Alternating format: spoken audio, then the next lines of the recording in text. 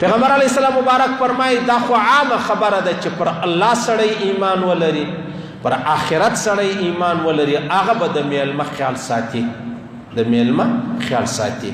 اوس پیغمبر علیه السلام مبارک فرمایي وای د میلمه حق پر تا دا دی چې یوه شپه او یوه ورځ به پرتکلوپه خوراک چې دی هغه ورکوې. پرتکلوپه دا معنا چې دا ستا په کور کې څه پخیږي هغه نه، د میلمه دپاره به څه زیاتوب چې دی هغه کوې، د میلمه دپاره به څه شی چې دی هغه زیات پخوې.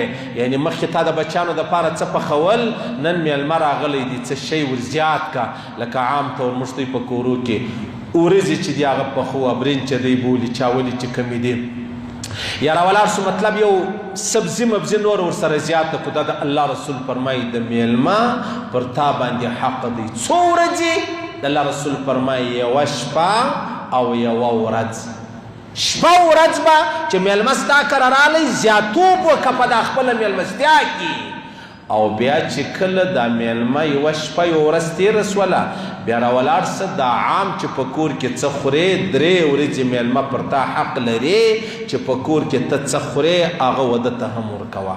دا د چا حق دی؟ دا د میلمه حق دی. او میلمه چې کوم دی عزیزانو، دا د ابراهیم علیه السلام اولنی چې میلمستیا سوې ده هغه ابراهیم علیه السلام کړې ده. ابراهیم علیه السلام ته الله پاک دومره لوړ عظمت ورکړی و چې د ده کره څه فرشتې د انسانانو په شکل کې راغلې، چې راغلې د ده دا خیال دی چې میلمانه رالو فورا ولاړ سو په کور کې، هغه د غوا یو بچی درلودی، هغه یې حلال کړي، هغه یې کباب کړي، هغه یې راوړي ورته کښېښوئ.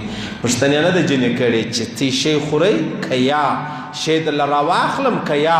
یعنی د میلمستیا یو اصل اصول دا دی، پوښتنه مه کوه، د ډوډۍ ټیمو ډوډۍ برابره کا، د خوراک ټیمو خوراک برابر کا، د چای ټیمو چای برابرې کا، د اوبو د شربت ټیمو له هغه اوبو شربت چې دی هغه ورته برابر کا.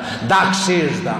نو ابراهیم علیه السلام دومره مهمان نوازه و چې دی به علیده چې به په کور کې څوک نو بیا به راووتی د باندې به ناست و، ولکه یو سړی تېرېدی د ځانه سره بیا میلمه کم، یوازې ډوډۍ نه خوړله.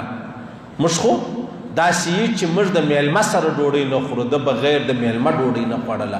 موږ د ابراهیم علیه السلام په مابینځ کې دومره فرق را روان دی.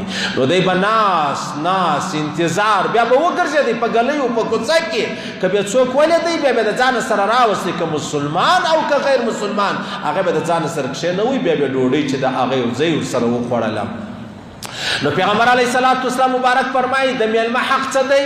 د میلمه اولنی حق دا دی چې کله ستا کره رالی ته به راولاړېږې، دا په کور کې دې څه پخ کړي دي تر هغه به څه زیاتوب کوې. زیاتوب دا معنا څه به تکلیف جوړوې. تکلیف دا معنا راسه د دې میلمه خیال وساته، د میلمه چې کوم مطلب هغه خوراک مراک چشاک دی تر ځان زیات شان چې دی هغه ورته کښېږده. دا د میلمه پر تا باندې حق دی. او پیغمبر علیه السلام مبارک فرمایي چې کله میلمه رالی شپه ورځ خو تا مطلب زیاتوب وکړئ.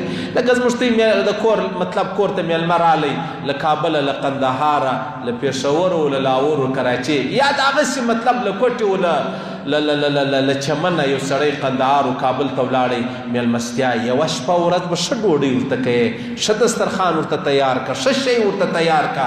یوه شپه ورځ بعد بیا 3 ورځې دی ستا په کور کې میلمه دی ستا سره در سره دی، عام چې څه خورې هغه ورته برابروه. پس له 3 ورځې د الله رسول فرمایي چې د میلمه ته څه ورکوې هغه صدقه ده، هغه خیرات دی.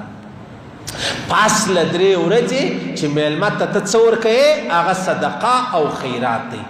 دا د میلمه پر چا باندې حق سو؟ پر کوربه باندې حق سلو.